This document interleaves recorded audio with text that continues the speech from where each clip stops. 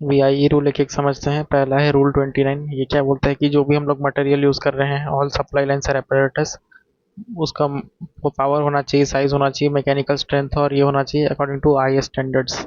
उसके बाद फिर आई रूल 30 क्या है कि जो सप्लायर है उसको सेफ कंडीशन में कंज्यूमर का प्रीमाइसेस तक उसको सप्लाई लाना है, ठीक है। रूल 31 क्या है, कटआउट। कटआउट मतलब क्या है, जो भी फ्यूज वगैरह होता है, ठीक है, फ्यूज या circuit breaker, adequate enclosed fireproof replaceable inserted in every incoming line, ठीक है।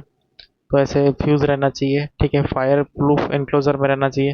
फिर रूल नंबर 32 क्या है, न्यूट्रल आइडेंटिफिकेशन। जो न्यूट्रल होता है उसका आइडेंटिफिकेशन होना चाहिए। फेज और न्यूट्रल होता है ना, तो फेज और न्यूट्रल का आइडेंटिफिकेशन होना चाहिए।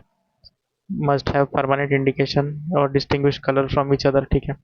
रूल 33 देखते हैं क्या है, अर्थ टर्मिनल के ऊपर है रूल 33, ठीक है। Supplier provides N earth terminal near the supply, ठीक है। commencement point, medium EHV must provide their own independent earthing electrode, और EHV और HV में इंडिपेंडेंट अर्थ इलेक्ट्रोड होना चाहिए। फिर ये था 33। अभी 34 देखते हैं। 34 में क्या है कि bare conductor must be inaccessible in building, ठीक है। और यहाँ पे क्या है कि readily accessible position switches must be provided to render them dead, ठीक है। तो स्विच होना चाहिए, स्विच बोर्ड जैसे रहता है, ठीक है, मेन स्विच वाला, वो रहना चाहिए ताकि इसको हम लोग सर्किट को ब्रेक कर सकें, ठीक है। उसके बाद फिर रूल नंबर 35 क्या है, रूल 35 क्या है कि मैंडेटरी साइन देना है हमको, ठीक है, जो भी वो जैसे कंकाल का देते हैं वैसा टाइप का। ये रूल 35 में है। हिंदी या फिर और लोकल लैंग्वेज में रहना चाहिए। उसके बाद है rule number 36, handling of electrical supply lines या apparatus, ठीक है। तो कोई भी apparatus को हैंडल करने से पहले उसको अर्थ कर देना चाहिए, उसका चार्ज जो है वो हटा देना चाहिए, ग्राउंड कर देना चाहिए। उसके बाद फिर इसमें प्रिवेंट कंडक्टर और apparatus बिंग वर्कड ऑन, ठीक है, अर्थिंग होना चाहिए इसको। उसके बाद फिर यहाँ पर है no person shall work on supply lines live, ठीक है, अनलेस ही इज ऑथराइज्ड और safety measure is approved by the inspector, ठीक है। तो डायरेक्ट काम नहीं करना है, असिस्टेंट रहना चाहिए एक तो, ठीक है। सब apparatus पहना रहना चाहिए, ठीक है। फिर यहाँ पे every telecommunication line supports carrying and supports carrying high और extra line shall thereon deem to be an high voltage. तो यहाँ पे कि जो टेलीकम्युनिकेशन लाइन जो हाई वोल्टेज लाइन में है वो भी एक हाई वोल्टेज लाइन ही होना चाहिए, ठीक है। फिर यहाँ पे क्या है, रूल नंबर 37, मोबाइल और पोर्टेबल प्रोटेक्शन, ठीक है। तो रूल 37 क्या है कि power efficiently controlled by an external switch capable of cutting off energy in one operation, ठीक है। तो जो भी जो क्रेन या व्हीकल है उसमें एक स्विच होना चाहिए to cut incoming voltage to the vehicle और क्रेन इन सिंगल ऑपरेशन, एक बार में कट कर देना चाहिए। उसके बाद फिर रूल नंबर 38 क्या है कि जो पोर्टेबल ऑपरेटर्स है जैसे कि ये ड्रिलिंग मशीन, ठीक है, तो इसमें जो भी ये मेटल वाला पार्ट है वो अर्थ होना चाहिए, मेटलिंग कवरिंग मस्ट बी अर्थ, ठीक है, ताकि जो भी है वो ग्राउंड हो जाए, ठीक है। रूल नंबर 39 क्या है, बिटुमिनस प्रोटेक्शन है। जो अनएंक्लोज्ड केबल है protected by bituminous character materials. तो यहाँ पे बोलना यह है कि अगर ये बिटुमिनस कवरिंग है इसमें, ठीक है, तो ये क्या हो सकता है कि लीक हो सकता है इन हाई टेम्परेचर, ठीक है। तो इसको ये करने के लिए क्या है कि जो ये है आउटर कवर है इसको ग्राउंड करना पड़ चाहिए, ठीक है, ताकि लीक मतलब आगे जाके ये ना हो, किसी को शॉक ना लगे। रूल 40 क्या है कि स्ट्रीट बॉक्स होना चाहिए और उसको वो लॉक्ड होना चाहिए, ठीक है। उसमें गैस और वाटर का इन्फ्लक्स ये सब चेक करना है, स्ट्रीट बॉक्स के ऊपर है ये। फिर रूल 41 आता है, ठीक है, सर्किट डिस्टिंक्शन।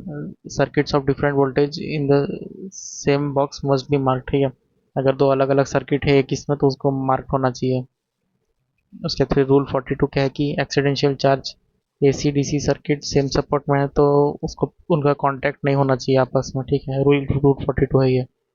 फिर है रूल 43, ठीक है। रूल 43 क्या है कि फर्स्ट एड और सैंड बॉक्स के लिए है, ठीक है, ये हर सब स्टेशन में मैंडेटरी होता है, ठीक है। उसके बाद फिर 44 किसके बारे में है, शॉक रिस्टोरेशन के लिए। अगर शॉक लग गया तो उसमें ये क्या क्या लेना है स्टेप्स, हिंदी इंग्लिश और लोकल लैंग्वेज में लिखना है। फिर 45 है कॉन्ट्रैक्टर का कॉम्पिटेंसी में, इलेक्ट्रिकल इंस्टॉलेशन और repairs can be carried out by electrical contractors licensed by the government, ठीक है। फिर 46 किसके बारे में है, पीरियडिक इंस्पेक्शन के बारे में है, ठीक है। Every installation must be inspected and tested interval not exceeding 5 years, ठीक है। अभी है रूल 47। 47 क्या है कि upon receipt of application of new additional connection of energy and before connecting reconnecting the same after period of 6 month the supplier should inspect the applicant. ठीक है, तो ये सब टेस्ट उसको करवाना चाहिए। ठीक है, supplier should maintain a record of test obtained at each by the electrical inspector। ठीक है, if as a result of such inspection the uh, inspector is not satisfied, the installation is likely to be constitute danger and serve the notice। ठीक है, और reconnect अगर करना है the supplier may refuse to connect the reconnect the supply until required modification has been done। ठीक है, फिर यहाँ पे क्या है रूल नंबर 48 क्या है, प्रिकॉशन अगेंस्ट लीकेज। ठीक है, बिफोर कनेक्टिंग जो लीकेज करंट होना चाहिए वो less than 1/5000 times of maximum current होना चाहिए। ठीक है, if the supplier declines to make the connection under the provision of sub rule 1 he shall serve upon the applicant notice in writing and reason of declining. ठीक है, फिर rule 49 क्या है कि लीकेज ऑन कंज्यूमर प्रीमाइसेस। ठीक है, तो 48 जो है एक्चुअली वो क्या है, न्यू सप्लाई का है लिखी है, लेकिन ये जो है ये एग्जिस्टिंग कस्टमर का ये चेक कर सकते हैं। ठीक है, 48 49 कंज्यूमर का है और 48 बिफोर द कनेक्टिंग है। ठीक है, तो आई रूल 50 क्या बोलता है कि एक मेन स्विच या सर्किट ब्रेकर होना चाहिए। ठीक है, near the point of commencement. ठीक है, उसके बाद फिर एक है कि ट्रांसफार्मर का जो सेकेंडरी है वहाँ पे सर्किट ब्रेकर होना चाहिए। ठीक है, उसके बाद फिर हर सर्किट में क्या है कि ओवर करंट प्रोटेक्शन होना चाहिए, लाइक एमसीबी फ्यूज ये सब होना चाहिए, सर्किट ब्रेकर सब होना चाहिए। उसके बाद जो भी मोटर चल रहा है उसके पास में एक स्विच होना चाहिए। ठीक है, ये भी रूल नंबर 50 में आता है। उसके बाद फिर ई क्या है, इंसुलेशन, अब प्रॉपर इंसुलेशन होना चाहिए। ठीक है, मॉइस्चर वगैरह का भी ध्यान रखना चाहिए। उसके बाद फिर एफ क्या है कि जो भी नेकेड पार्ट्स है, लाइव पार्ट्स है, वो एक्सपोज नहीं होना चाहिए। ठीक है, कवर्ड होना चाहिए। उसके बाद फिर रूल नंबर 51 है, वो एप्लीकेबल है मीडियम हाई और एक्स्ट्रा हाई वोल्टेज इंस्टॉलेशन के लिए। ठीक है, इसमें एक है कि कंडक्टर को कवर करके रखना है। ठीक है, बाकी की कंडक्टर को मेटल केसिंग मेटल कवरिंग से कम्प्लीटली कवर करना है, सिर्फ ऑथोराइज पर्सन को एक्सेस करना है। उसके बाद बी है कि जो भी मेटल पार्ट्स है उसका अर्थिंग होना चाहिए। ठीक है, उसके बाद फिर सी है कि स्विच बोर्ड के अराउंड स्पेस होना चाहिए। ठीक है, 3 फीट का रहना चाहिए स्पेस, और बैक साइड में 76 सेंटीमीटर या 30 इंच से ज़्यादा का स्पेस होना चाहिए। ठीक है, फिर टू है कि सप्लाई करने करने का रूल। ठीक है, सप्लायर तभी कनेक्शन देगा जब रूल 51 की कंडीशन 50 और 64 की कंडीशन फॉलो हो। ठीक है, न्यू कंज्यूमर के लिए फिर मीडियम वोल्टेज स्टार्ट या रिस्टार्ट करने से पहले नया वाला मीडियम वोल्टेज देना पड़ेगा। ठीक है, या 6 मंथ के बाद सप्लाई रिकनेक्ट करनी है तो सप्लायर को इंस्पेक्टर से रिटर्न में चाहिए। ठीक है, अगर नया या फिर 6 मंथ के बाद ये ले रहा है। ठीक है, उसके बाद है कि कंडीशन वायलेट होने पर कंज्यूमर को नोटिस देगा, इंस्पेक्टर को इन्फॉर्म करेगा। ठीक है, या फिर वो डिस्कनेक्ट कर सकता है बाद में। उसके बाद फिर आई रूल 52 है हमारे पास। ठीक है, कंज्यूमर ने अगर इलेक्ट्रिसिटी कनेक्शन के लिए अप्लाई किया है तो और सप्लायर ने बोला कि इंस्टॉलेशन में डिफेक्ट है, तो कंज्यूमर सप्लायर के डिसीजन से सेटिस्फाइड नहीं हो तो इंस्पेक्टर को अप्रूवल ले अपील कर सकता है। ठीक है, उसके बाद फिर इंस्पेक्टर को एप्लीकेशन के 7 दिन में वो टेस्ट करना है। अगर डिफेक्ट फ्री डेंजर फ्री रहा तो इंस्पेक्टर सप्लायर को इन्फॉर्म करेगा। ठीक है, सप्लायर 24 आवर्स के अंदर वो रिस्टोर कर देगा। ठीक है, तो यहाँ पे सप्लायर और इंस्पेक्टर का बात आ जाता है। ठीक है, उसके बाद फिर 53 क्या है, कॉस्ट ऑफ इंस्पेक्शन और टेस्ट जो है, तो फर्स्ट इंस्पेक्शन का जो कॉस्ट है वो सप्लायर बियर करेगा। ठीक है, फर्स्ट इंस्पेक्शन जो है वो 47 के अकॉर्डिंग सप्लायर बियर करेगा। ठीक है, अगर बाद में रिपीट होता है तो फिर कंज्यूमर पे करता है। ठीक है, और कंज्यूमर खुद इंस्पेक्शन मांगता है, अगर कंज्यूमर या कोई पार्टी रिक्वेस्ट करती है इंस्पेक्शन की तो इंस्पेक्शन का कॉस्ट उनको देना पड़ेगा। कॉस्ट का रेट जो होगा वो सेंट्रल गवर्नमेंट या स्टेट गवर्नमेंट के स्केल के हिसाब से वो ये होगा, स्पेसिफाई होगा। उसके बाद फिर ये आई रूल 54 है, ये एग्जाम्स में पूछते हैं। तो वोल्टेज का जो वेरिएंस होता है वो कितना होता है, 5% फॉर लो या मीडियम वोल्टेज और 12.5% फॉर एक्स्ट्रा हाई वोल्टेज या फिर हाई वोल्टेज के लिए। फ्रीक्वेंसी का वेरिएंस किसके ऊपर आ जाता है, 55 में आ जाता है फ्रीक्वेंसी का वेरिएंस, इसका कितना होता है, 3% होता है। ठीक है, उसके बाद फिर ceiling and metering, rule number 56 क्या है, सीलिंग ऑफ मीटर है। ठीक है, सप्लायर में fix seals to cut outs meters maximum demand no percent break नहीं करना चाहिए।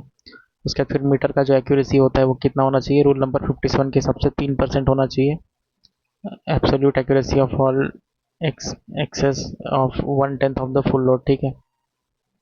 उसके बाद फिर ये है रूल नंबर 57 हो गया था, अभी 58 देखते हैं, पॉइंट ऑफ कमेंसमेंट वगैरह। तो 58 बताता है कि रिस्पॉन्सिबिलिटी डिफाइन करता है, तो जो कटआउट यानी कि फ्यूज़ होता है, फ्यूज़ के बाद वो कंज्यूमर का रिस्पॉन्सिबिलिटी होता है, ठीक है। उसके बाद फिर रूल नंबर 59 जो रहता है वो क्या होता है कि सप्लाई जो है पूरा उसको सेक्शन कर देना, ठीक है, एक एक छोटे छोटे पार्ट्स में ब्रेक करना। एक्सीडेंशियल इंटरप्शन या डेंजर से बताना, फिर क्या है कि पब्लिक का सेफ्टी इंश्योर करना, ठीक है। उसके बाद फिर फेलियर का जो नोटिस है, फेलियर का नोटिस है उसको इलेक्ट्रिकल इंस्पेक्टर में भेजना है, ठीक है। फेलियर नोटिस को इंस्पेक्टर को भेजना है, ठीक है। फिर क्या है कि प्लांट शट डाउन रखना है, ठीक है। उसके पहले 24 घंटे पहले नोटिस देना है प्लांट शट डाउन अगर रख रहे हैं तो, ठीक है। फिर यहाँ पे 60 नंबर का ये क्या है कि इंसुलेशन रेजिस्टेंस का ये होना चाहिए। तो ये जो है अगर लो या फिर मीडियम है, ठीक है, हमारे पास में सप्लाई, तो रिपेयर हो रहा है अगर वो, या फिर अल्टर हो रहा है या फिर एडिशन हो रहा है कुछ, तो वापस कनेक्ट करने से पहले क्या है कि उसका इंसुलेशन रेजिस्टेंस जो है वो रिटेस्ट होना है, ठीक है, यूजिंग मेगर, ठीक है। मेगर से टेस्ट करना है। ओवरहेड लाइन पे ये अप्लाई नहीं होता है, ठीक है, ओवरहेड लाइन पे ये नॉट अप्लीकेबल है।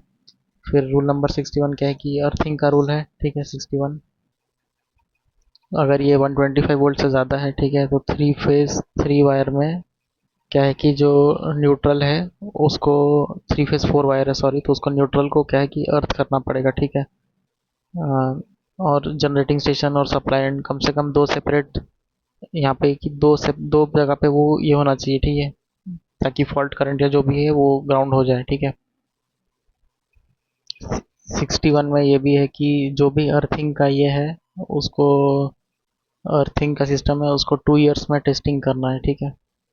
उसके बाद फिर आई रूल 62 क्या बोलता है कि लाइन टू अर्थ वोल्टेज जो होता है डेंजरस लेवल तक नहीं जाना चाहिए, ठीक है।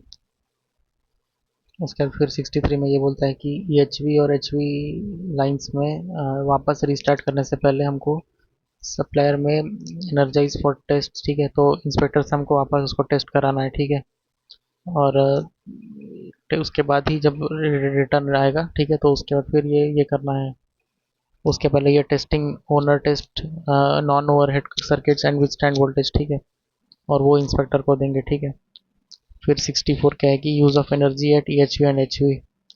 जो रूल 64 होता है कि ओनली ऑथराइज पर्सनल को है एक्सेस कंट्रोल होना चाहिए, नॉर्मल लोग को टच नहीं करना देना चाहिए। फिर क्या है कि सेपरेट रूम एनक्लोजर होना चाहिए, कंज्यूमर को सप्लायर के एचवी इक्विपमेंट और मीटर के लिए अलग building locked weather proof fall proof enclosure देना चाहिए, ठीक है, कंज्यूमर प्रेमाइसिस में इंडोर वाला। उसके बाद फिर रूल्स ये कि पोल माउंटेड सबस्टेशन को भी कंस्ट्रक्ट करना पड़ेगा, इसको क्या बोलते हैं, कंस्ट्रक्ट और मेंटेन करना पड़ेगा।